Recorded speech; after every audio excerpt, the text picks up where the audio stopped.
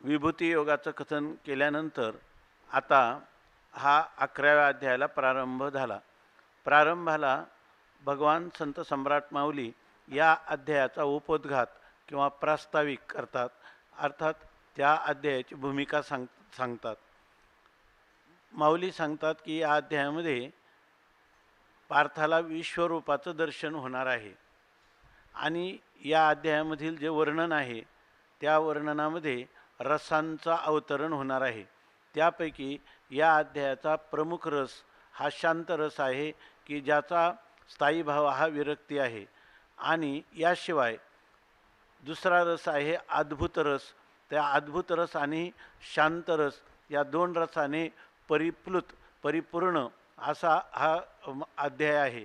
यामध्ये अद्भुत रसाचं आश्चर्य किंवा चमत्कृती पूर्णता हा स्थायी भाव आहे आणि त्याचं अद्भुत रस जो आहे त्या अद्भुत रसाबरोबर शांत रसाबरोबर जसा पंक्तीला बसल्यानंतर एखादा पाहुणा अचानक आला तर त्यालाही तेच भोजन मिळावं, त्याप्रमाणे ह्या अद्भुत आणि शांत रसाच्या पंक्तीला इतरही रौद्र, भयानक, हास्य, बिभत्स हे जे रस आहेत ह्या रसांचाही सत्कार केला. अर्थात या अध्यायामध्ये या रसांनाही स्थान दिलेलं आहे. आणि ज्याप्रमाणे अमावास्याच्या दिवशी चंद्रबिंब आणि सूर्यबिंब एक व्हावं, त्याप्रमाणे ह्या अशांत आणि अद्भुत ह्या दोन्ही रसांचं ऐक्य ह्या प्रस्तुत अध्यायामध्ये झालेलं आहे.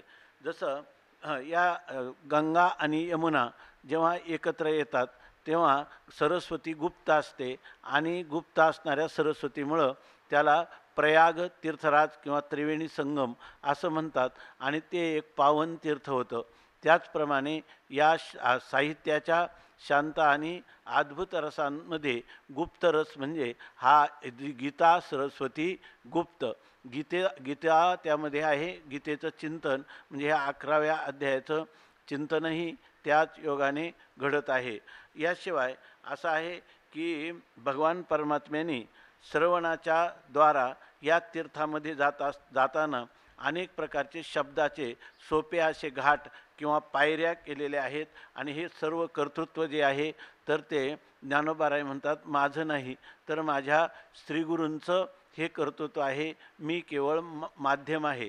या ठिकाणी माझ्या बुद्धीमध्ये ते जेव्हा स्फुरद्रूप होतात तर या संस्कृताचे असणारी जे अत्यंत कठीण अशा प्रकारच्या डगरी किंवा तीर आणि त्या तीरावर असणारे घनदाट अशा प्रकारचे अरण्य, ती सर्व अरण्य तोडून ह्या धर्माचं जणू काही भांडार असणाऱ्या माझ्या श्री निवृत्तीदेवांनी हे विश्वरूप दर्शन मराठी प्राकृत आपल्या सामान्य भाषेमध्ये मायबोलीमध्ये सर्वांना उपलब्ध करून दिलेला आहे. आता प्रश्न एवढाच आहे की या ठिकाणी भलतेनी येथ सद्भावे नाहवे प्रयाग माधव विश्वरूप आघवे येतुलेनी संसाराशी द्यावे तिळोदक. ह्या अध्यायाचं चिंतन करताना याचा अधिकारी, याचा विषय, याचं प्रयोजन, संबंध सर्व या ओळीमध्ये सांगितला की या अध्यायाचं चिंतन केलं तर मनुष्य संसाराला तिलांजली देईन, म्हणजे हा त्याचा शेवटचा जन्माभावरूप मोक्षाला तो प्राप्त होईल. आणि फक्त या ठिकाणी कोण पाहिजे तर ज्याला असं वाटावं की मला विश्वरूपाचं दर्शन व्हावं, जे अर्जुनाला झालं अशाच प्रकारचं विश्वरूप दर्शन साक्षात्कार विश्वरूपाचा मलाही व्हावा असं जर कोणाला वाटत असेल त्यांनी अत्यंत सद्भावाने अत्यंत श्रद्धेने या अध्यायाचं अनुशीलन करावं, चिंतन मनन करावं. म्हणून म्हणतात भलतेने येत सद्भावे नाहावे. आणि सद्भावाने नाहणे म्हणजे नखशिकांत स्नान आपण जसं करतो त्याप्रमाणे आपले काया वाचा मन एकवटून या अध्यायाच्या चिंतनाकडं प्रवृत्त करावी. आणि जसं प्रयागामध्ये गेलं की प्रयागाच्या अधिष्ठात्री देवता माधव याचं आपण दर्शन घेतो, त्याप्रमाणे या अध्यायामध्ये विश्वरूप दर्शन हे विश्वरूप हेच माधवाचं दर्शन आहे असं समजून या ठिकाणी आपण त्याचं चिंतन मनन करत असताना आपल्याला संसाराला तिलोदक किंवा तिलांजली देता येते. एवढं महान फल या ठिकाणी आहे. याशिवाय हे ऐकत असताना मनुष्याला कोणत्याही प्रकारचं क्लेश होणार नाही, रुक्षता वाटणार नाही, रसमयता या ठिकाणी आहे. म्हणून म्हणतात की जणू काही श्रवण करत असताना श्रवण सुखाचं आपल्याला साम्राज्य प्राप्त झालेलं आहे. किंबहुना ह्या मराठी प्रांतामध्ये आम्ही ह्या ब्रह्मानंदाचा सुकाळ या अध्यायाच्या द्वारा केलेला आहे. त्याच्यामध्ये सर्व रसभाव जे आहेत, नवरसी भरवी सागरू मांडवी उचित रत्नाचे आगरू भावार्थाचे गिरीवरू निफजवी माये, ही जी श्रीगुरूंच्या पुढं माऊलींनी केलेली प्रार्थना आहे, ती प्रार्थना या ठिकाणी फलीभूत झालेली आहे. इथं शांता आणि अद्भुत हे रस आपल्याला अगदी डोळ्याने स्पष्ट उघडे दिसतात, परंतु उघडे आहेत म्हणजे अगदी कोणालाही चमत्कृती पूर्णता आणि वैराग्य निर्माण होऊन या ठिकाणी ह्या दोन रसांची अभिव्यक्ती पदापदामध्ये ओवीमध्ये होत आहे असा त्यांना साक्षात अनुभव किंवा साक्षात्कार होईल. आणि अध्यायामध्ये अत्यंत अल्प असा आहे, म्हणजे 55 श्लोक आहेत किंवा 708 ओव्या आहेत. अल्प, परंतु या ठिकाणी उघडं कैवल्य आहे, म्हणजे अनावृत्त असणारा मोक्ष आहे. जो पुरुष याचं चिंतन करील त्याला कोणत्याही प्रकारचे जे प्रतिबंध आहेत, ते आवरण आहेत, ते विक्षेप आहे, ते काहीच राहणार नाही. या अध्यायाचं श्रवण करत असताना अंतःकरणातल्या पापवासना दग्ध होऊन जातील, चित्ताचं चांचल्य नाहीसं होईल. आणि याशिवाय अनावृत्त म्हणजे आपल्या आत्मस्वरूपाच्या ठिकाणी जे दोन प्रकारचं आवरण आहे, असत्वापादक आणि आभानापादक आवरण, ह्या दोन्ही आवरणाची निवृत्ती होऊन स्वतःसिद्ध स्वयंप्रकाश असणारं, अतिंद्रिय अवाच्य असणारं आणि आपलं स्वरूप, त्या स्वरूपाची त्याला प्रत्यक्ष अनुभूती येईल, असा हा 11वा अध्याय आहे. 18 अध्यायामध्ये भगवंताला विश्रांतीचं ठिकाण कोण असेल, भगवंताला विश्रांती म्हणजे आपल्या स्वस्वरूपामध्ये द्रष्टो स्वस्वरूपे अवस्थानम, हा परमात्मा सर्वांचा दृंगमात्र असणारा परमात्मा द्रष्टाभावाला जर जीवाच्या कल्याणासाठी जीवासापेक्ष ईश्वर भाव धरून आला तरी त्याचं मुख्य स्थान कोणतं आहे, विश्रांतीचं स्थान आहे. आपलं स्वस्वरूप स्थिती आणि मूलभूत आपल्या स्वरूपाला भगवान परमात्मा जसा विश्रांतीला पावतो, त्या विश्रांतीचं स्थान कोणतं असेल तर हा विश्वरूप दर्शन. आणि ह्या विश्वरूपामध्ये परमात्मा देखील काय आपल्या विश्रांतीला प्राप्त होतो. परंतु हे ठिकाण जे आहे हे इति गुह्य इदंतु ते गुह्यतमम, अत्यंत गुह्य अशा प्रकारचं ठिकाण आहे. ते कोणत्याही प्रमाणाला विषय न होणारं, इंद्रियांना विषय न होणारं असं असताना भगवान आपल्या स्वमहिमेत जेव्हा प्रतिष्ठित असतात तेव्हाचं हे स्वरूप. परंतु अर्जुन सदैवाचा राहो जे इथंही पातला.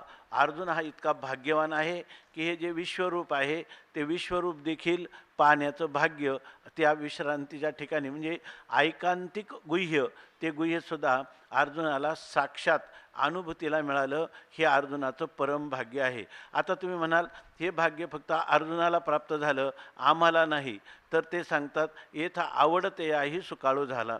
जो म्हणून ज्याला पाहिजे त्याला, म्हणून मागं भलतेनी असं शब्द योजला. आता इथं आवडतया म्हणजे वाटेल त्याला, ज्याला वाटतं की आपल्या जीवनाचं खरं कल्याण व्हावं, मंगल व्हावं, आपल्या जीवनामध्ये नित्य उत्तरोत्तर वाढणारा आनंद अभिव्यक्त व्हावा, असं जर कोणाला वाटत असेल तर त्यालासुद्धा या अध्यायाच्या चिंतनाने आनंदाचा सुकाळ होईल, रेलचेल होईल. आणि ह्याचं मुख्य भाग्य असं आहे, हाच अध्याय जर संस्कृत भाषेतून राहिला असता, संस्कृत भाषेतल्या अनेक भाष्यांचं आपण चिंतन केलं असतं, परंतु हे संस्कृत भाषा ज्यांना शिकळेना, संस्कृत भाषेचं ज्यांना ज्ञान नाही अशाही लोकांना मराठी भाषेमध्ये गीतार्थ आला. मराठी भाषेत हा गीतेचा विषय आला आणि त्यामुळं आवडतयाही सुकाळू झाला. आणि म्हणून माऊली म्हणतात की माझी तुम्हाला सर्वांना विनंती आहे की तुम्ही एकाग्र चित्ताने या अध्यायाचं जे काही सांगत आहे त्याच्याकडं चित्ताच्या एकाग्रतापूर्वक याचं श्रवण करा. आता तुम्हाला असं वाटेल हा आम्हाला आज्ञा करतो, कारण माऊलींच्या पुढं निवृत्तीनाथ प्रभृती असणारे जे काही महान म्हणजे महापुरुष आहेत त्यांना जेव्हा म्हणतात की तुम्ही अवधान दिजे, तुम्ही चित्ताचं एकाग्र करून ऐका, तर माऊली म्हणतात हे मागं जसं 9व्या अध्यायामध्ये म्हटले, परिप्रौढी न बोले होजी, तुम्हा सर्वज्ञांच्या समाजी द्यावे अवधान हे माझी विनवणी सलगीची. मी तुमच्यापुढं एक लढिवाळ बालकासारखा विनवणी करत आहे, ही माझी आज्ञा नाही म्हणतात. कारण काय आहे, मला इथं हे सांगण्यामध्ये आनंद का वाटतो, तर त्याच्याविषयी माऊली म्हणतात खरं जर आहे तर ते हे या माझ्या बुद्धीचं हे वैभव नाही, हे सर्व तुमच्या कृपेचं वैभव आहे. हे कसं आहे, तर जसा एखाद्या पोपटाला बोलण्याचा मालक शिकवतो आणि नंतर तो पोपट मालकाचे शब्द जसेच्या तसे बोलायला लागला की त्यावेळेला तो मालक त्या पोपटाचा त्या माथा डोलीजे तो आपलं मस्तक डोलवायला लागतो. कारण का, तर त्याला त्याचा आनंद होतो. वास्तविक हे त्या पोपटाचं नाही, यानेच शिकवलेलं आहे, परंतु ते ऐकताना त्याला एक आगळा वेगळा आनंद प्राप्त होतो. किंवा जसं आई बालकाला काही शिकवते आणि ते जेव्हा त्याप्रमाणे कृती करतो किंवा बोलतो त्यावेळेला त्या आईला खूपच आनंद होतो किंवा ती आई संतुष्ट होत नाही काय, त्याप्रमाणे अहो स्वामी मी जे जे बोलतो हे माझं नाही, हे तुमचेच शिकविले, हे सर्व तुम्हीच शिकविलेलं आहे. तेव्हा तुम्हीच शिकवलेलं मी योग्य बोलतो की नाही हे तुमचंच तुम्ही चांगल्या प्रकाराने लक्षात घ्या, श्रवण करा. म्हणजे याचा अर्थ हे सांगत असताना माझं जर काही सांगण्यात चूक झाली तर तुम्ही सुधारून द्यावी, म्हणून मी तुम्हाला ही विनंती करतो की तुम्ही काय अत्यंत एकाग्रतेनं ऐका. खरं जर पाहायचं झालं तर ह्या सरस्वतीच्या ब्रह्मविद्येच्या प्रांगणामध्ये मी ही जी शब्दाची पखरण करत आहे, तर हे सारस्वताचं झाड आहे आणि ते तुम्हीच लावलेलं आहे. आता जे झाडाचं जर पोषण करायचं असेल, ह्या झाडाला फळं फुलं प्राप्त व्हावी आणि हे झाडाला झाड बहरून यावं असं तुम्हाला वाटत असेल तर त्या झाडाला सिंचनकरिता मुळं आणि वृक्ष ओलावे सकळ. झाडाच्या मुळाला सिंचन केलं की सगळा वृक्ष त्या ठिकाणी हिरवागार होतो, पल्लवित होतो, पुष्पित होतो, फलरूपतेला प्राप्त होतो. त्याचप्रमाणे आता ह्या माझ्या फळाचं जर पोषण व्हावं असं वाटत असेल तर तुम्ही फक्त अवधानामृत, तुमची माझ्याकडं चित्ताची एकाग्रता होणं हेच माझ्या दृष्टीनं तुमच्यापासून मला अमृताची प्राप्ती आहे. आणि त्यामुळं ते अमृताचं सिंचन किंवा तुम्ही माझ्या जीवनात केलं की मग याची वाढ वृक्ष जसा वाढीला लागतो तसंच माझ्या जीवनामध्ये हे प्राप्त झालेलं ज्ञान उत्तरोत्तर वृद्धिंगत होत राहील.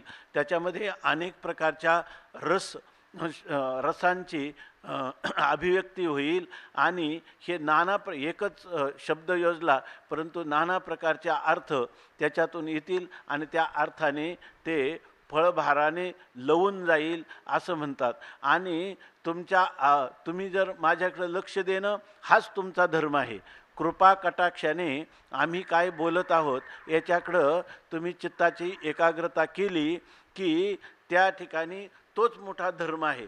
तुमचा धर्म काय आहे की माझ्यावर कृपादृष्टीनं पाहणं, हाच तुमचा धर्म आहे. आणि तो धर्म किंवा ते पुण्य कशाने उत्पन्न होईल, चित्ताच्या एकाग्रतापूर्वक केलेल्या श्रवणाने ते पुण्य, आणि त्या पुण्यामुळं जगा सुकाळू होईल. तुम्ही एकदा केलं की मी तंतोतंत जे काही यथार्थ अशा प्रकारचे शब्द माझ्या मुखातून निघतील आणि त्यामुळं ह्या संपूर्ण जगाला म्हणजे जे कोणी याच्याकडं प्रवृत्त होईल त्याला जगाला सुकाळ काही न करता होत नसतो. यामध्ये सांगतात की लोहचुंबक आहे, लोहचुंबकाचा स्वभाव आहे की जे त्याच्या क्षेत्रात येईल त्याला ते लोखंडाच्या कणाला आकर्षण करून घेतं. परंतु लोहचुंबक आहे या ठिकाणी आणि लोखंडाचे कण जर 1 किलोमीटरवर राहतील तर त्याला काही त्याच्या चुंबकीय क्षेत्रातच आलं नाही, त्यामुळं तो आकर्षण करून घेऊ शकत नाही. तसं साधूंच्या ठिकाणी जर आपण त्यांच्या तुका म्हणे जवळी न पाचारिता जावे, संत चरणी भावे रिघावया, संतांनी आपल्याला बोलवलं नाही तरी आपण स्वतःहून त्यांच्याजवळ जावं लागतं. या योग वासिष्ठामध्ये मला वाटतं श्लोक आहे की ते म्हणतात सदा संतोपी गंतव्यम, नेहमी मनुष्याने आपल्या जीवनात कृतार्थता करायची झाली दुसऱ्या कशानेच खरं समाधान प्राप्त होणार नाही, त्याला संतांची संगतीत गेलं पाहिजे. आणि ते कधीतरी जायचं असं नाही, सदा मनुष्याला वेध लागला पाहिजे की जे सत्पुरुष आहेत त्यांचं मला दर्शन कधी होईल, श्रवण कधी होईल, त्यांच्या सहवास कसा मिळेल, ते मला तू माझा आहे असं कधी म्हणतील, याच्याविषयी जर अंतकरणात तळमळ असेल, भगवंताकडं ती प्रार्थना असेल, तशाच प्रकारची प्रार्थना असली पाहिजे. देव वसे चित्ती त्याची घडावी संगती, ऐशे आवडते मना देवा पुरवावी वासना, संत जना सवे भेटी नवो अंग संग तुटी, तुका म्हणे जिणे भले संत संगष्टने. आपल्या जीवनातले खरे चांगले क्षण, सुखाचे आनंदाचे क्षण कोणते असतील तर आपल्याला संतांच्या जवळ बसता येणं. म्हणून या सदा संतोपी गंतव्य हा, नेहमी मनुष्याने संताजवळ गेलं पाहिजे. आणि संतांच्या जवळ गेल्यावर ते आपल्याशी बोलले नाही, त्यांनी आपल्याला पारमार्थिक उपदेश केला नाही आणि व्यावहारिकच गोष्टी सांगत बसले तरी त्यांच्याजवळ जावं असं शास्त्रकार सांगतात.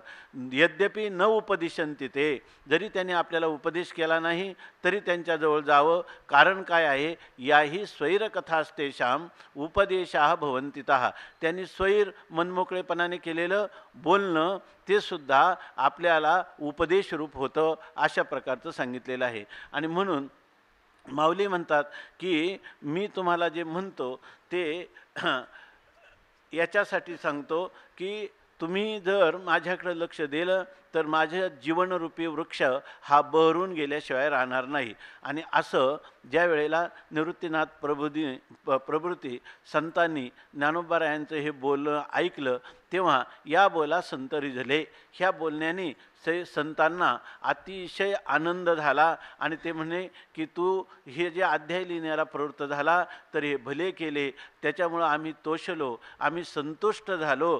पण आता असं आहे की अजून 11व्या अध्यायाचं एवढं महत्त्व वर्णन करता पण 11वा अध्याय सांगायला तुम्ही प्रारंभ केलेला नाही. म्हणून म्हणतात की आता सांगे जे बोललेले अर्जुने तेथं, अर्जुन भगवंताला 11व्या अध्यायामध्ये काय म्हटला, नंतर भगवंताने काय केलं हे ऐकण्याची आमची जिज्ञासा अत्यंत जागृत झालेली आहे, ते तू आम्हाला सांग.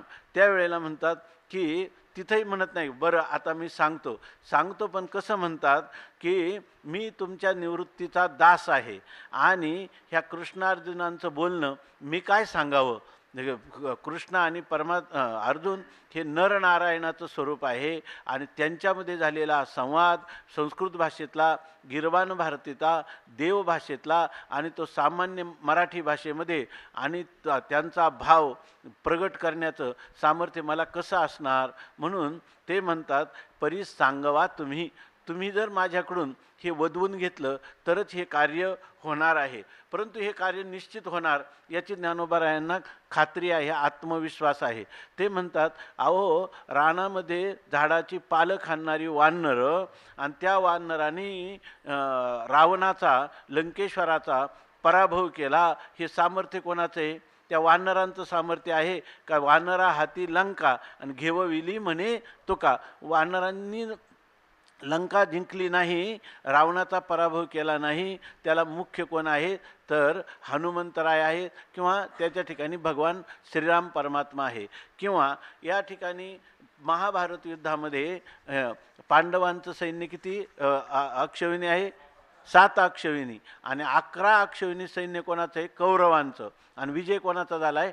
पांडवाचा झाला. मग 11 अक्षविणी सैन्याला पराभूत करणारा जो काही अर्जुन आहे तर ते म्हणतात त्या अर्जुनाने एवढा विजय मिळवला तो कसा तर 7 अक्षविणी आणि 11 अक्षविणी विरोध आहेत तरी जिंकतो. याचं कारण काय आहे? श्रीकृष्ण परमात्मा त्यांचा पाठीराखा आहे म्हणून. आणि असं आहे की जर आपल्या जीवनामध्ये कधीही जीवाला दुसऱ्या जीवाचं साह्य किंवा जड पदार्थ, धन, कीर्ती यांनी तो मनुष्य खरा समाधानी होईल असं नाही.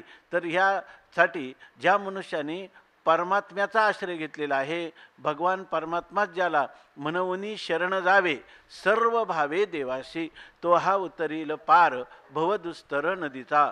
बहु आहे करुणावंत अनंत हे नाम ज्या, तुका म्हणे साक्षी आले तरी केले प्रगट. या ठिकाणी परमात्मा हा कर्तुम अन्यथा कर्तुम अशा प्रकारचा संपन्न आहे. त्या ठिकाणी परमात्मा जे कोणाला करायचं नाही ते पण परमात्मा करू शकतो.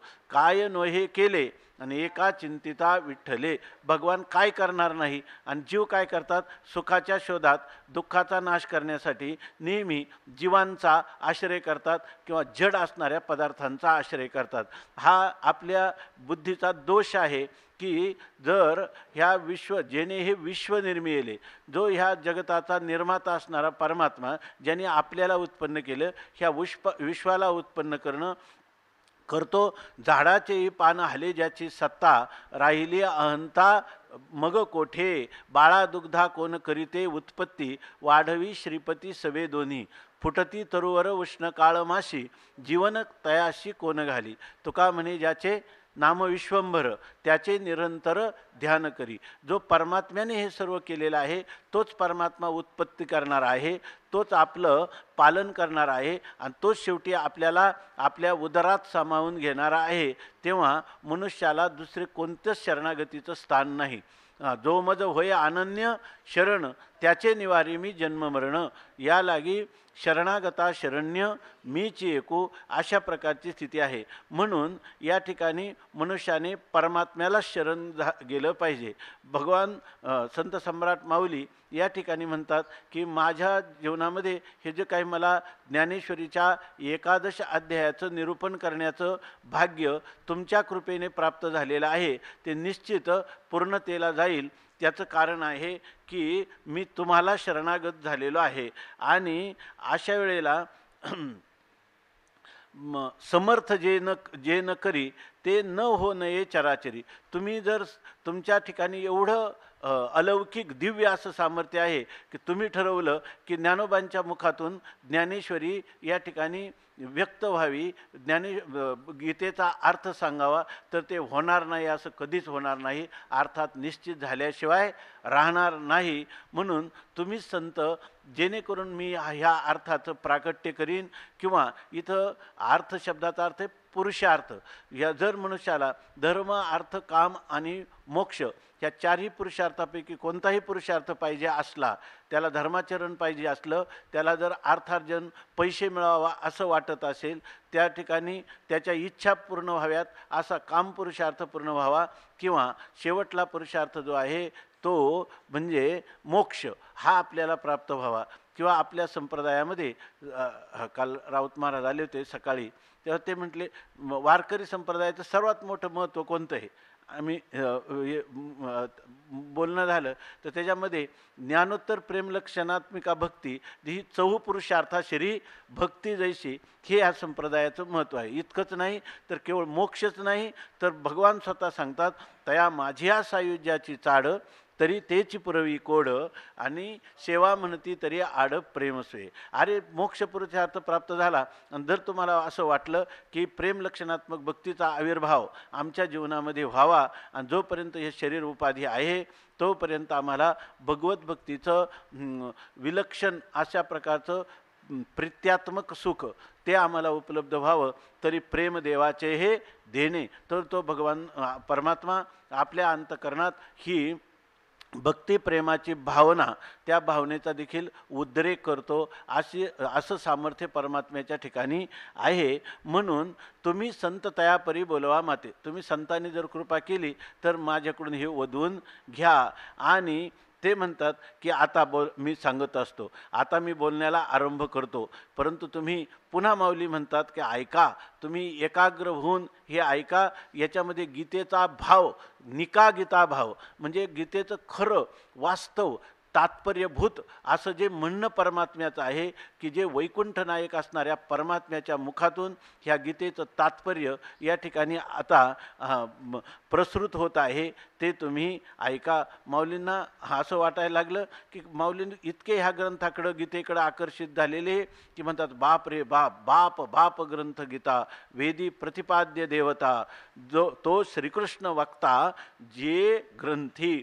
आता जो ग्रंथ सांगितला जात आहे तो ग्रंथामध्ये सांगणारा दुसरा तिसरा कोणी नसून संपूर्ण जगन्नायक असणारा श्रीकृष्ण परमात्मा, आणि त्या परमात्म्याचं वर्णन करण्यासाठी सगळे वेद आहेत, आहे की नाही. वेद सर्व वर्णन कोणाचं करतात?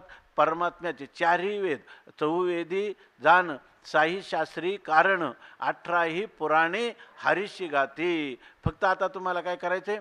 मंथोनी नवनीता तैसे घे अनंता, त्याचं मंथन करून त्या वेदरूपी अपार सागराचं मंथन करून हा गीतेतली ही रत्न तुम्हाला आम्ही तुमच्या तळहातावरच्या आवळ्यासारखी स्पष्ट तुम्हाला देणार आहोत.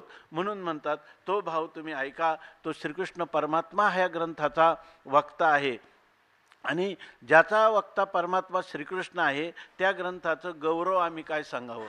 श्री शंभूचेही मती नागवे. आता भगवान शंकर जे आहे ना, ते शंकराला सुद्धा त्यांच्या मतीला बुद्धीला हे आकलन झाले असं भगवान कधी म्हणत नाही. मग का आकलन झालं असं का म्हणत नाही? म्हणजे याचा अर्थ तुम्ही म्हणाल आकलन झालं असं भगवान म्हणतात म्हणजे त्यांना अनाकलनी आहे का भगवान शंभूंना? भगवान शंभू तर कायम एक तर निर्विकल्प समाधीत राहतात, रामनामाचा जप करतात, नाही तर ते पार्वती मातेला गीतेचं चिंतन सांगतात. इथं पहिल्या अध्यायात आलं, तैसे हरू म्हणे नेनिजे, जैसे देविका स्वरूप तुझे, तैसे नित्य नूतन देखीजे गीता तत्व. बघा, नित्य नूतन म्हणतात याचा अर्थ काय? गीता पुन्हा पुन्हा वाचावी, तसे त्याच्यात नित्य नवीन नवीन रत्न या ठिकाणी सिद्धांत रत्न हाताला लागतात. या अर्थाने ते भगवान शंकरांच्या बुद्धीला आकलन होत नाही. म्हणजे याचा एकच अर्थ आहे असं नाही. त्याला काही एक संस्कृतमध्ये शब्द आहे, एकच शब्द असतो पण तो बहु अर्थाचं विश्वतोमुख.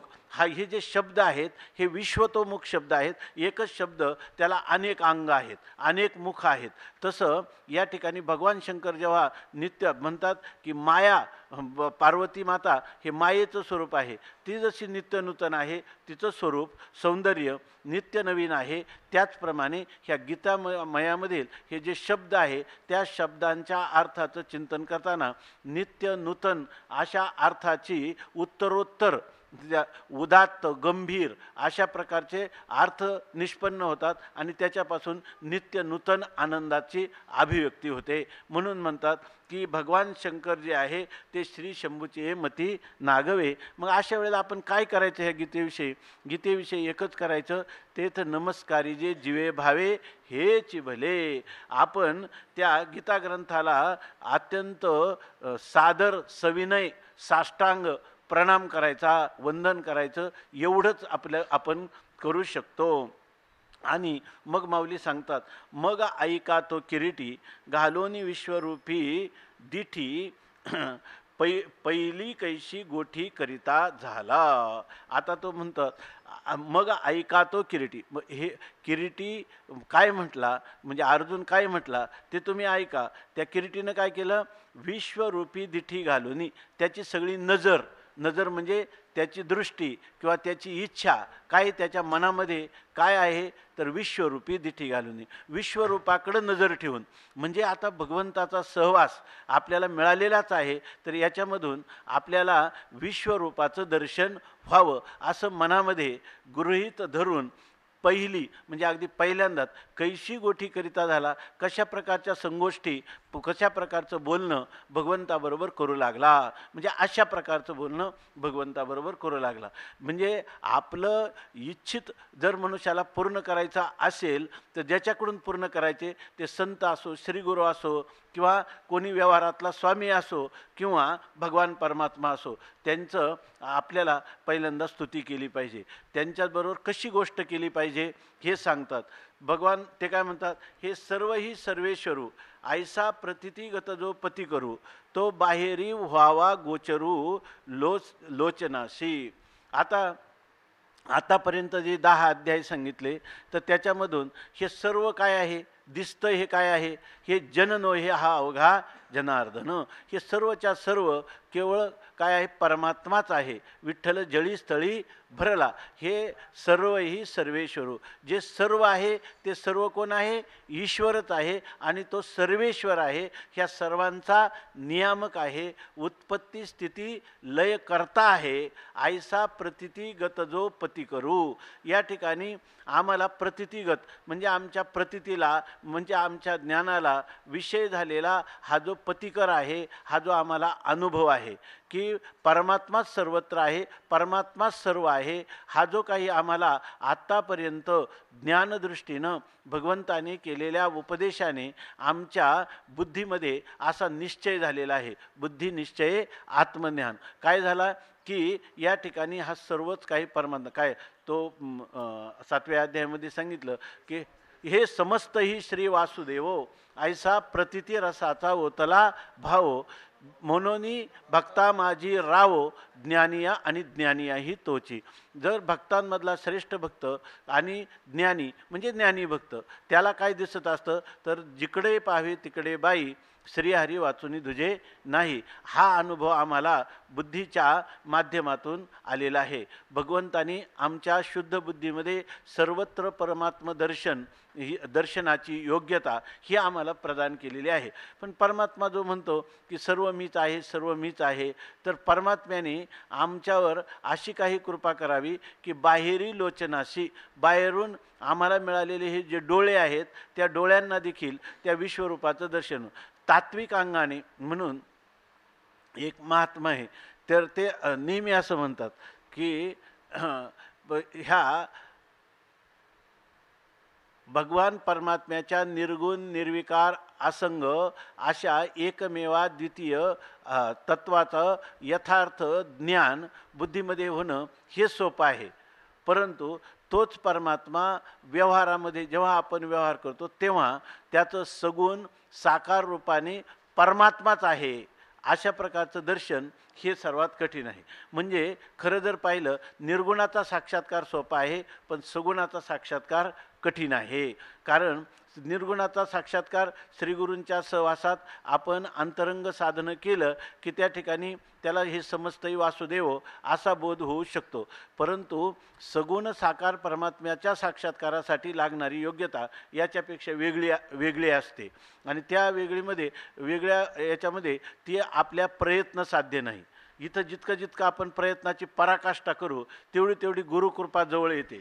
परंतु या ठिकाणी परमात्मा असा आहे की तो परमात्मा आपलं तो सगुण साक्षात्काराचं स्वरूप असं आहे की ते कृपासाध्य आहे. डोंगरेजी महाराज सांगायचे की सगुण साक्षात्कार हा कृपासाध्य आहे, प्रयत्न साध्य नाही. म्हणून हे कधी घडेल तर भगवंताची जेव्हा कृपा होईल आणि ती कृपा कशाने होईल हे सांगता येत नाही. म्हणून ही गोष्ट कठीण आहे. म्हणून अर्जुनाला हे एक अलौकिक किंवा आपण परवा चिंतन केलं की हे मागणं म्हणजे काय आहे, तोची बाहेरी व्हावा गोचरू लोचनाशी. म्हणजे कशासाठी तर हा बाहेर गोचर झाला म्हणजे आपल्या भक्तिप्रेमाचा त्याला विषय करून आपल्याला जीवनमुक्तीच्या विलक्षण सुखाची आजीवन अनुभूती घेता येईल, आनंदाचा भोग घेता येईल. तो जर या सुखाचे व्यवहारी सुख लाभ झाला, आनंद कोंदला मागे पुढे, यासाठी या भगवंताची संगती याची पंगती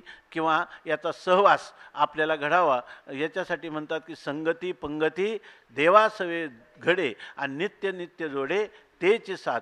आणि हे कोण करू शकतो, परमात्माच करू शकतो. म्हणून त्याला प्रार्थना करतात समर्थाचे घरी सकळ संपदा नाही तुटी कदा कासयाची. म्हणून परमात्म्याच्या भेटीसाठी परमात्म्यालाच रात्रंदिवस आळवणं हाच त्याला एकमेव उपाय आहे. आणि तेही तुमच्या उपायाने तो उपयोग होत नाही तर त्या यम एव एष वृणुते तेन लभ्या. तो परमात्मा कोणावर कृपा करील, तो त्याच्या मनात आलं तर विरोधी भक्ती करणाऱ्या लंकेश्वरावरही करील, कंसावरही करील, पुतनेवरही करील, आणि त्या ठिकाणी जे बाकीचे आहे, उंच नीच कोणी नेणे भगवंत, तिष्ठे भावभक्ती देखोनिया, दासी पुत्र कन्या विदुराच्या भक्षी, दैत्या घरी रक्षी प्रल्हादाशी, चर्म रंगू लागे रोहिदासा संगी. त्याला वाटेल त्याच्यावर तो परमात्मा वाटेल तेव्हा कृपा करू शकतो, कारण तो काय आहे, स्वतंत्र आहे, सर्वतंत्र स्वतंत्र. अशा ह्या परमात्म्याचा साक्षात्कार होण्यासाठी त्याच्या कृपेशिवाय दुसरा साधन नाही. याचं घडलेलं उदाहरण आपण सांगितलं असेल कधी. स्वामी महाराज सांगायचे की त्यांच्या गुरुजींजवळ पुण्यातले एक वकील आले, आणि त्या वकिलांनी सांगितलं, ब्राह्मण शरीर होतं, मी आयुष्यभर वकिली केली, पण मला असं आता वाटतं की या ठिकाणी वेदांताचं चिंतन करावं आणि आपलं कल्याण करून घ्यावं. तर त्यांनी सांगितलं काही हरकत नाही. बऱ्याचशा गोष्टीचा विचार त्यांनी सांगितलं, त्यासाठी तू मला काय देशील. ते आश्रमाचे पडके, ते भिंती, त्याच्यावर ते पत्रे, त्याच्यात पावसात गळतं आहे, हे सगळं पाहिलं होते. म्हणे आम्हाला आश्रमाला मदत केली पाहिजे. तर त्यांनी सांगितलं मी करीन मदत. ते वकील असे होते की अत्यंत प्रामाणिक सेवा करणारे. आयुष्यात त्यांनी कोणाला म्हणजे लुबाडून किंवा एखाद्या त्यांच्या त्या याची काय म्हणतात त्याला, त्यांच्याकडे आलेला तो फिर्यादी, त्याचे कोणत्या लूट केली नाही. आज जोडून या धन उत्तम व्यवहार आहे. त्यामुळे त्यांच्याजवळ पैसे नव्हते. तर त्यांनी सांगितलं मला काही मदत कर. त्यांनी किती मदत करायची. त्यांनी सांगितलं 50,000 रुपये तुम्ही आश्रमाला दिले पाहिजे. तर त्याच्याजवळ पैसेच नव्हते. त्यांनी सांगितलं मी देईल, एक 15 दिवसाचा अवकाश द्या. त्यावेळेला भारत पाकिस्तानची फाळणी झाली होती. त्यांनी सांगितलं की मला 2 मुली आहेत, त्या लग्नाला आलेल्या आहेत, पाकिस्तानला विकल्यावर भरपूर पैसे मिळतात, मी त्या 2 मुली विकतो आणि तुम्हाला 50,000 रुपये आणून देतो. गुरुजींना 50,000 रुपये नव्हतेच पाहिजे, त्याची एक निष्ठा पाहिजे होती. त्यांनी सांगितलं तू ये आणि काही लागत नाही, आणि ते लगेच त्यांना बोलवून घेतलं आणि पंचदशी सांगितली, पहिला ग्रंथ त्यांना. त्या पंचदशीमध्येच त्यांना जीवनमुक्त झाले, आणि त्या गुरुजींना निश्चित वाटलं की आता हा कृतार्थ झाला. त्यांनी त्याला एक दिवस विचारलं त्यांना की तुम्हाला आता काय पाहिजे अजून, म्हणजे तुम्हाला काय त्रुटी आहे, काय विचारायचं. त्यांनी सांगितलं नाही, हे पंचदशीतलं जे धन्योहम धन्योहम नमे कर्तव्य विद्येचे क्वचित, अहो गुरु अहो शास्त्र महो शास्त्रम, असंच मला वाटतं की आता जीवनामध्ये काय कृतकृत्य झालो, इच्छा केली ते पावलं. तर ते म्हणे तुम्ही चांगल्या तुमच्या मनाचा पडताळा घ्या. बुद्धी आपल्याला फसवत असते. तुम्ही कृतकृत्य झालं का याच्याबद्दल तुम्ही काही दिवस आश्रमात थांबा, नंतर तुम्हाला काय वाटतं ते मला सांगा.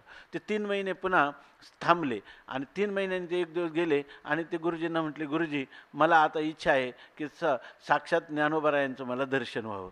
ते म्हणे तुम्ही तर सांगितलं होतं की मला आता कोणत्याही प्रकारची इच्छा राहिली नाही, आणि आता सांगता की दिव्य तेजपुंज मदनाचा पुतळा त्या ज्ञानोबरायांचं मला दर्शन व्हावं. आता त्यांनी सांगितलं ते उपाय मला सांगा.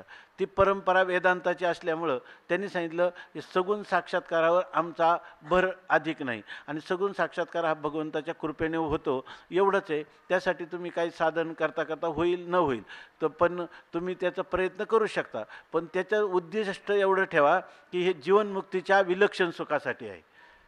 हा जो उद्देश आहे हे तुम्ही लक्षात ठेवा. त्यांनी सांगितलं तसं नाही, मला परमात्म्याचा साक्षात्कार झालाच पाहिजे, आणि शेवटी त्यांनी सांगितलं माझा नाईलाज आहे याच्यासाठी. त्यांनी सांगितलं जसा निर्गुण साक्षात्कार करून दिला तसा तुम्ही मला सगुण साक्षात्कार करून द्या. परंतु गुरुजींनी सांगितली ही गोष्ट माझ्याच्याने होणार नाही. जे परंपरेने संतांनी ज्याप्रमाणे भगवंताला आळवलं त्याप्रमाणे तुम्ही आळवत राहा.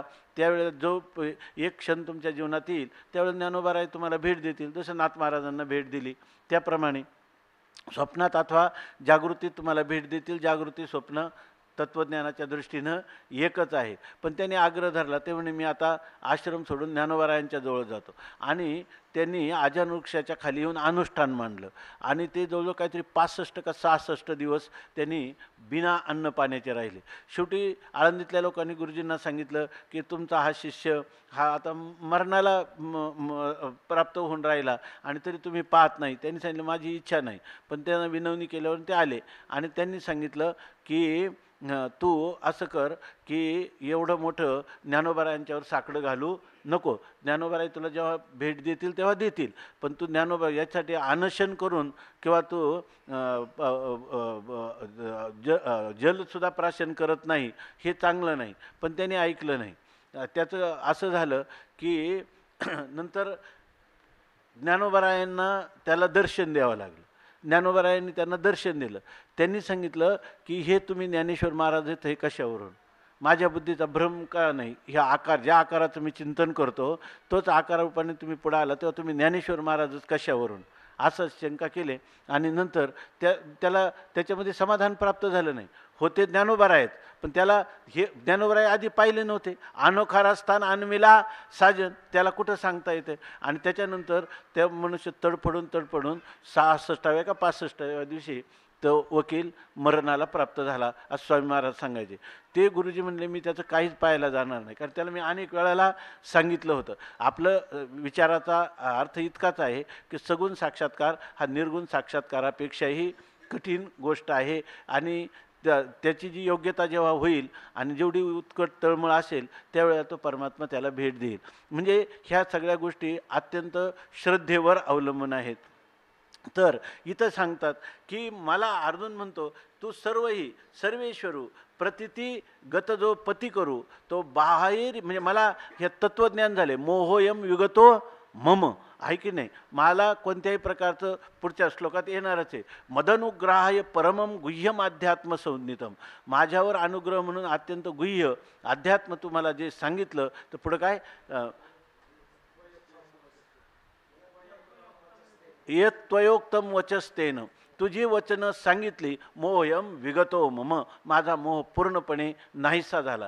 तत्वज्ञानाच्या अंगाने मला कोणतीही शंका राहिली नाही. पण मला फक्त एवढंच वाटतं की हे अंतरंगात मी जे अनुभवलं ते बाहेरी व्हावा गोचरू लोचनाशी, बाहेरसुद्धा माझ्या ह्या चक्षूंना प्रत्यक्ष त्या विश्वरूपाचं दर्शन व्हावं असं अर्जुन म्हणतो. पण अर्जुन कसा आहे, त्या वकिलांसारखा त्याला काय म्हणतो अति आग्रही नाही, दुराग्रह नाही. अर्जुन काय म्हणतो, ही गोष्ट आपल्याला पाहिजे खरी, परंतु हे जीवा आतुली चाड, ही माझ्या अंतकरणातली खरी इच्छा आहे खरी. पण सांगायची कोणाला? विश्वरूप दर्शन द्या म्हणून देवाला सांगायची.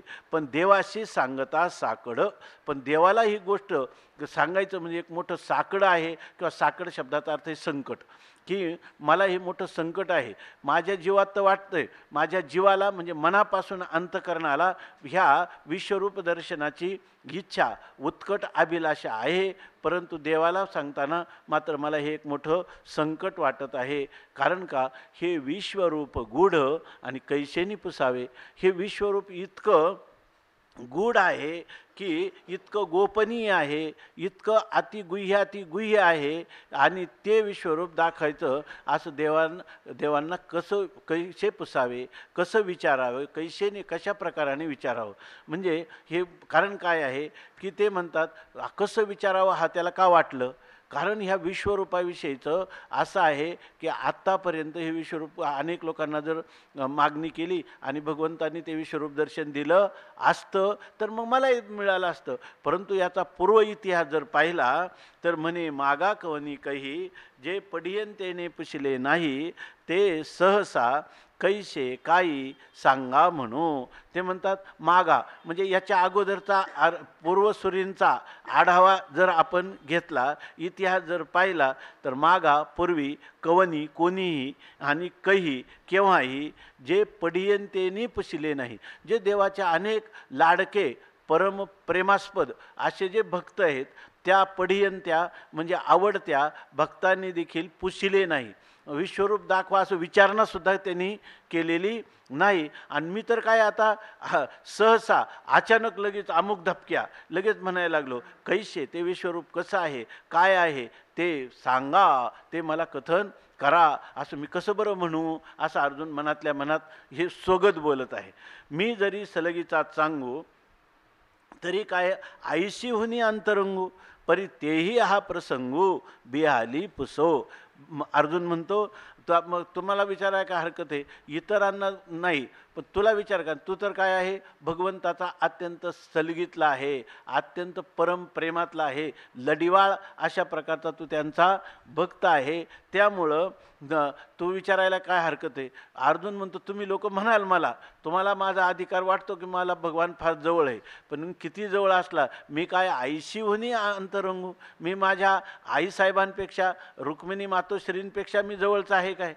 त्यांच्या त्या ज्यांनी आपलं काय केलं सर जी काय आयशा पाय धुवावयाच्या दैवा पात्र झाले मग सर्वस्वे करुणी सेवा अभिमानू सांडोनी पांडवा पाय धुवावयाच्या दैवा पात्र झाली जिया करिता काय ज्या खेळता करती घरकुली तया नामे अमरपुरे जरी ठेविली न वरती काय बाहुली इंद्रादिक तयांची बरोबर ना इंद्रादिक त्यांचे खेळण्या होतात अशा असणाऱ्या आमच्या आईसाहेब रुक्मिणी आणि त्या पाय धुवावयाच्या दैवा पात्र झाली पाय धुण्याचं दैव भाग्य पाय धुयाला मिळणं एवढं भाग्य समजलं पण सर्वस्व किती समर्पण केलं आईसाहेबांची मर्यादा सांगितली भागवतामध्ये नाथ महाराजांनी ज्या वेळेला तुळशी भगवंताच्या गळ्यात आली आणि ते म्हणजे मी पाय धुते आणि तुळशी मात्र भगवंताच्या गळ्यात आहे असं जेव्हा पाहिलं तेव्हा ते म्हणतात ही राणीची रानवट काय रानट माळा नाथ महाराजांनी सांगितलं ही रानातली ही तुळशी आणि ती भगवंताच्या छातीवर रुळते आणि मी त्याच्या पायाजवळ आहे आणि तिला सौतीमत्सर निर्माण झाला परंतु इतके अंतर्मुख आहेत आईसाहेब की त्यांनी कोणाला विचारलं नाही आणि द्वेष केला पण नाही फक्त मनात उद्भव झाला तर त्यांनी सांगितलं हा परमात्मा असा आहे जर मी सौतीमत्सर केला तर मला पाय धुयाचे दैव मिळणार नाही म्हणून ती शांत झाली असं नाथ महाराजांनी वर्णन केलेलं आहे म्हणून सांगतात की मी जरी सलगीचा चांगू तरी काय आईशी होणी अंतरंगू परी तेही हा प्रसंग बिहाली पुसे पण हे विश्वरूप दाखवा हे विचारण्यासाठी रुक्मिणी मातोश्री भ्याल्या त्यांना सुद्धा भीती वाटली तेव्हा मग माझं काय स्थिती आहे इथं दर्या मे खसखस तर मग मी कोण आहे इथं तो म्हणतो माझी आवडे तैशी सेवा झाली तरी काय होईल गरुडाची आई तुली परी तोही हे बोली करीची ना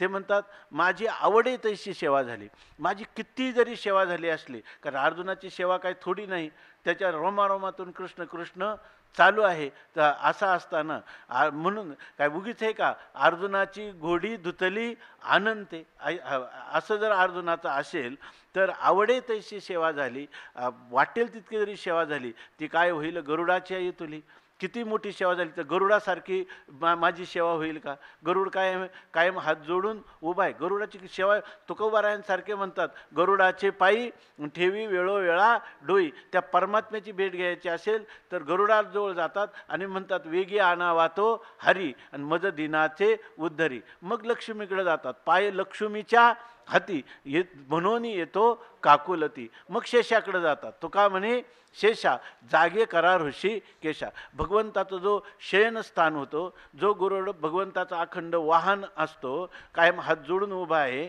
आणि ज्या लक्ष्मी मातोश्री त्यांचं पादसेवन भक्ती करतात यांचं क्रमाक्रमाने त्यांच्या सेवेची तुलना माझ्या सेवेची होत नाही असं अर्जुन म्हणतो आवडे तैशी सेवा झाली तरी काय होईल गरुडाची आई तुली मग गरुडाने तरी विश्वरूप विचारायला पाहिजे नाही लक्ष्मी मातोश्रीनी जसा तुकाराम महाराजांचा क्रम आहे अगोदर गरुड आहे नंतर लक्ष्मी आहे नंतर शेष आहे आहे की नाही तसं या ठिकाणी सांगतात की किती जरी माझी सेवा झाली तर गरुडाच्या इतकी नाही परंतु तोही हे बोली करेची ना परंतु असं कुठलंही गरुड पुराणामध्ये आलं नाही का भगवंताला विश्वरूप दाखवा असं गरुडाने सुद्धा कधी विचारलं नाही बरं त्याच्यापेक्षा काय आहे सनकादिकांचा काय अधिकार आहे सनकादिक तर म्हणायला पाहिजे ना पण तुकोबाराय प्रार्थना करतात की नाही तुम्ही सनकादिक संत मनविता कृपावंत एवढा करा उपकार सांगा देवा नमस्कार माझी भाकावी करुणा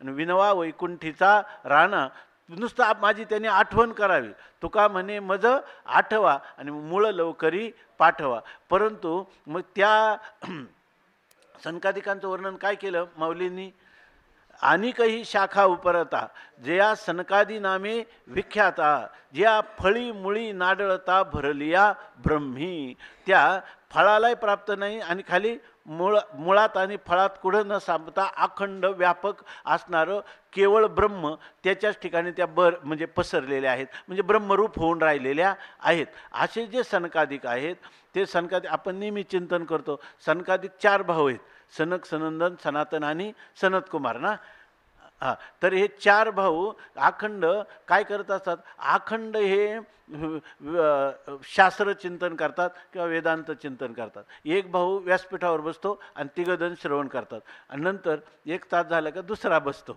आहे की नाही. याच्या सगळेच श्रोते आणि सगळेच वक्ते आणि त्यांच्या जीवनात दुसरं काही त्यांचं ठरलेलं नाही. त्या फक्त सनकादिक हे शास्त्र चिंतन करतात आणि या रीतीने ही जी ब्रह्मविद्या आहे त्या ब्रह्मविद्येमध्ये नेहमी रममान असतात. आणि ते सनकादिक भगवंताचे आवडते भक्त आहेत. काय याच्यामध्ये सनकादिक जाणं परमभक्त, तुकाराम महाराजांनी म्हणून सर्वात श्रेष्ठ काय, श्रवणे कीर्तने झाले ते पावन आणि सनकादिक जाणं परमभक्त, झाली ते विश्रांती याचका सकळा, जीवी जीवन कळा श्रीमूर्ती रया. असं असणारे हे जे सनकादिक आहेत त्या सनकादिका, मी काय सनकादिकाहून जवळा, मी त्या सनकादिकांपेक्षा जवळचा आहे काय. परी तयाही नागवेची हा चाळा, पण त्यांनाही हा चाळा म्हणजे अशा प्रकारचा आग्रह हट्ट सनकादिकांनाही करता आला नाही. बरं, आता सगळ्यात भगवंताच्या प्रेम त्याला अत्यंत ज्यांचा अंगीकार भगवंताने आत्मीयतेने केला अशा कोण आहे तर गोपी आहेत. ऐका, गोपी इतकं भगवंताचं जवळ कोणीही नाही. आणि दुसरे कोण आहेत, गोप आहे भगवंताची, गवळीयाची ताकपिरे आणि कोण पोरे चांगली, एवढा त्यांचा छंद देवा, काय सेवा भक्ती ते. अशा असणारे हे जे गोप आणि गोपी हे अत्यंत जवळचे. पण ते म्हणतात की गोकुळातले किंवा नंदबाबा आणि यशोदा हे त्यांच्या जवळचे आहे की नाही. पण म्हणतात मी आवडे काय प्रेमळा गोकुळीचे आहेसा. गोकुळातले जे लोक आहेत त्यांच्या इतकं त्यांच्या भगवंताचं त्यांच्यावर जेवढं प्रेम आहे तेवढं माझ्यावर कसं असू शकेल. बरं, हे सगळं अर्जुनाने अनुभवलेल्या गोष्टी होत्या ह्या सगळ्या. म्हणून तो म्हणतो गोकुळातल्या लोकांसारखा, तर मी गोकुळातले नंदबाबा असो, यशोदा असो किंवा आपले गोपी असो, यांच्यामध्ये यांच्या इतका मी तर काय आवडता नाही. मी आवडे काय प्रेमळा गोकुळीचे आयसा. परंतु म्हणे झालं काय, मग त्यांना तरी विश्वरूप दाखवलं का, विश्वरूप नाही दाखवलं. मग काय केलं, तया तेही लेकुरपणे झकविले, एकाचे गर्भवासही साहिले, परी विश्वरूप राहाविले न दावीच कवना. यांनी ठिकाणी सांगितलं तयाचे लेकुरपणेही झकविले, तर लेकुरपणे झकविले. ते कधी कधी ज्या वेळेला त्या नंदबाबा वगैरे यशोदा मैया त्यांनी काय केलं, तोंड उघडून दाखवलं तर तिनं माती खाल्ली म्हणून, तर ते काय भोने त्या पोटी मारावया तिने उगारिली काठी आणि भुवने त्या पोटी 14 देखे. 14 भुवन त्या याच्यामध्ये दिसली. परंतु यशोदेला तरी आपलं रूप त्याला वाटलं का, तिला ते खरं वाटलं का, त्याच्यावर विश्वास बसला का नाही, की विश्वरूपच दाखवलं होतं ना. पण ते नाही, ते लगेच म्हणायला लागली काहीतरी भुताटकी वगैरे झाली, त्याच्यावरून गाईचं शेपूट वाळून टाका अशा प्रकारचं. आणि भगवंतांनी त्याची जी मोहिनी अशी टाकली का ती पुन्हा विसरून गेली आणि कृष्ण कृष्ण म्हणायला लागली. हां, ते मायावंत हरिरूप काय जाणे, माझे माझे म्हणे देवा बाळ. माझे माझे म्हणे देवा बाळ. देव तर हे माझं काय आहे, बाळच आहे. हा कसला देव आहे. ज्यावेळेला केलं आता काय अशी म्हणावे लेकरू, आणि जगाचा हा गुरु मायबाप. असं कुठं दिसेल का 14 भुवन एकाच. याचा अर्थ हा काही साक्षात परमात्मा आहे, हा काय माझा मुलगा नाही. पण देवाला वाटलं की आपल्याला ह्या वात्सल्य भक्तीचं रसास्वादन होणार नाही. देवाने लगेच मोहिनी घातली, काय मम माया दुर्हत्या, लगेच प्रभाव तिच्यावर केला. तर इथे एवढंच सांगतात की लेकुरपणे झकविले. त्या मी तुझं काय आहे, लेकुरो आहे असं म्हणून नंदाला आणि यशोदेला कधीही काय वाटायचं, जेव्हा शक्टासुराचा वध केला म्हणजे ताबडतोब ब्राह्मणाला बोलवा, काहीतरी त्याचं त्याचा विधी करा. कारण त्या ब्राह्मण आले तर म्हणलं तुमच्या आशीर्वादामुळं माझं बाळ वाचलं. आता ब्राह्मणांचाही त्यांचा संरक्षण करता परमात्मा. परंतु हे कोणाला कळलं का? नाही. गोपिकांना सुद्धा हे परमात्म्याचं ऐश्वर जे आहे ते ऐश्वर त्यांनी झाकूनच ठेवलं. कारण जर त्यांनी षड्गुण ऐश्वर संपन्नता दाखवली असती तर गोपिकांना किंवा नंदबाबाला, यशोदेला, गोकुळवासियांना अशा प्रकारचा आनंद भोगता आला असता का? त्यांच्या आनंदाचं काय असो, त्याचा आनंद गमावला असता. म्हणून ते म्हणतात, तया ते लेकुरपणेही झकविले, एकाचे गर्भवासही साहिले. आता त्या अंबऋषीचे सोशिले गर्भवास, गर्भवास सांगितलं, पण अंबऋषीला हे दाखवलं का? विश्वरूप दाखवलं नाही. परी हे विश्वरूप राहविले न दावीचं कवना. पण हे विश्वरूप अशा प्रकारचं जतन करून ठेवलं का कवना न दावीचं, आणि हा ठायवरी गुज. आणि इतकं हे विश्वरूप इतकं गुज म्हणजे गुप्त आहे, आणि हे याचे अंतरीचे हे निज. हे खरं याच्या अंतकरणातलं हे त्याचं स्वतःचं हे विश्वरूप जे आहे हे सर्वात गुज म्हणजे गुह्य आहे. आणि हे गुह्य असणारं तेवी केवी उरावरी मज पुसवे पा. आणि उरावरी म्हणजे लगेच तत्काल उतावीळपणाने मला दाखवा विश्वरूप असं केवी पुसोये. हे कसं मला बरं विचारता येईल? बरं विचारता येणार नाही, मग नको विचारू. पण म्हणतात मनात तर सारखं त्या विश्वरूपाच्या दर्शनाची आशा, अभिलाषा लागलेली आहे. मग लागली तर दुसरीकडून पूर्ण कर, याच्या वाचून काय पडलं? अर्जुन म्हणतो आणि न पुसोची जरी म्हणे, आणि जर मी आता याला हे विचारणार नाही तरी विश्वरूप देखील यावे नाही. विश्वरूप पाहिल्याशिवाय सुख नव्हेची. ते म्हणतो मग विश्वरूप पाहिल्याशिवाय तर मला खरा आनंद होणारच नाही. बरं आनंद नाही का होईना, परंतु जिने तेही विपाये, मी जगणारच नाही. जगणारच नाही म्हणजे मला विश्वरूप हे अवश्य पाहिलंच पाहिजे. मला जगायचं झालं तरी विश्वरूप पाहणं हे आवश्यक आहे. आणि हे विश्वरूप पाहावं अशी माझी अभिलाषा आहे. आणि ह्या अभिलाषेची पूर्तता परमात्म्याशिवाय कोणीही करू शकत नाही. म्हणून आता पुसो आळू माळसे, मग करू देवा ठाके तैसे, येणे प्रवर्तला साध्वशे. पार्थ बोलो पुंडलिक वरदा हरिविठ्ठल. श्री ज्ञानदेव तुकाराम ज्ञानेश्वर महाराज की जय.